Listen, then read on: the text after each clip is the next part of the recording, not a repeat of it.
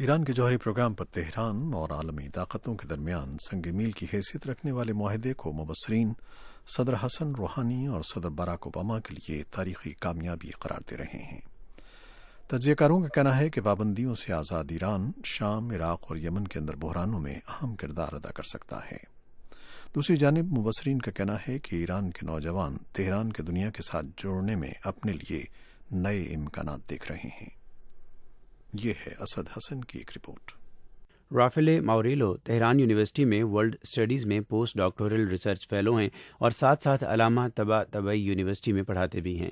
Voice of America کی Urdu service کے ساتھ انٹرویو میں کہتے ہیں کہ جوہری پروگرام پر ایران اور عالمی طاقتوں کے درمیان معاہدے کی اہمیت بلا شبہ تہران کی معیشت کے لیے بہت زیادہ ہے، لیکن سیاسی اور سفارتی سطح پر بھی اس کے اثرات ایران کے لیے گہرے ہیں۔ Of course, in Iran, there is a lot of oil and gas, so the economy will be a boost for the economy. That is sure. Right. So there will be a great. وہ کہہ رہے ہیں کہ ایران میں سب کو معلوم ہے کہ تیل اور گیس کے قدرتی ذخائر موجود ہیں۔ پابندیاں ہٹنے سے بلا شبہ معیشت میں تحریک آئے گی اور بہت سے ایرانیوں کی زندگی پر گہرا فرق پڑے گا۔ مسٹر ماوریلو کا کہنا ہے کہ اس معاہدے کے بعد خطے کے اندر اور دنیا کے اندر ایران کے سیاسی اور سفارتی کردار میں بھی اضافہ ہوگا۔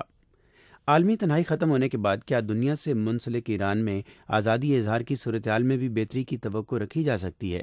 اس بارے میں رافیلے ماوریلو کہتے ہیں That is a difficult question, a good one, because as I was saying, there is a double. وہ کہہ رہے ہیں کہ یہ ایک مشکل سوال ہے۔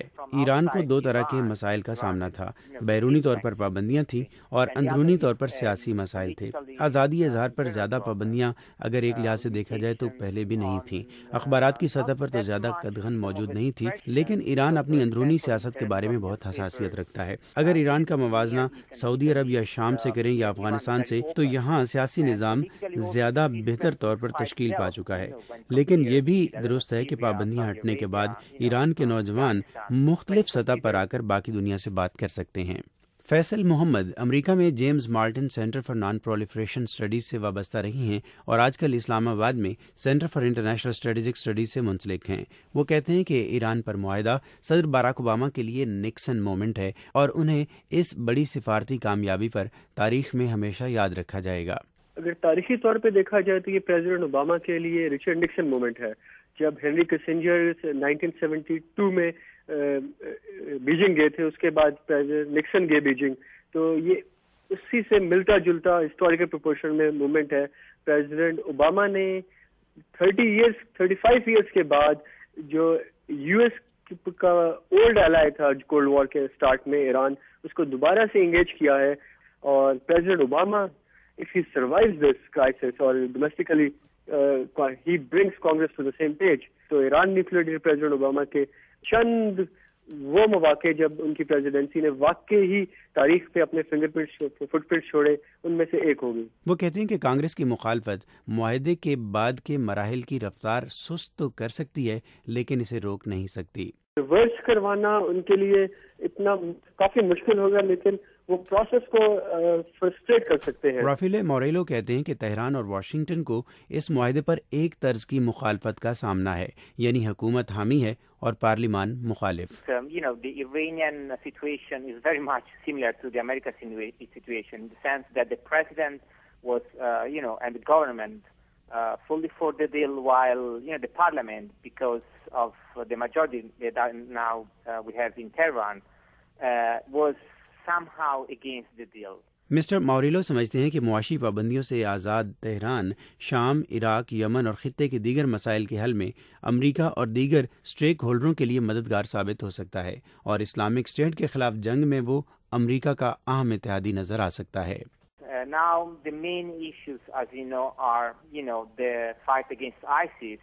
Right. But in this respect, actually, Iran is, in accordance with the United States and the wider international community. تجزیہ کاروں کا کہنا ہے کہ ایران کے نوجوانوں کی اکثریت عالمی تنہائی سے عاجز تھی اور اس معاہدے کے بعد اپنے لیے وہ نئے امکانات دیکھتی ہے۔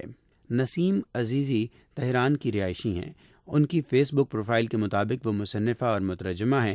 وائس آف امریکہ سے چیٹ کرتے ہوئے انہوں نے بتایا کہ معاہدے کے بعد ہر کوئی یہاں بے حد خوش ہے، بے شمار مسائل ہیں، لوگ بہت مایوس تھے، لیکن اب وہ پر امید ہیں کہ سب کچھ بہت جلد ٹھیک ہو جائے گا۔ آپ انٹرنیٹ پر تصویروں سے اندازہ لگا سکتے ہیں کہ لوگ اس معاہدے پر گھروں سے باہر نکل کر کس طرح خوشی کا اظہار کر رہے ہیں۔ یہ تحریری بیانیہ تھا نسیم عزیزی کا۔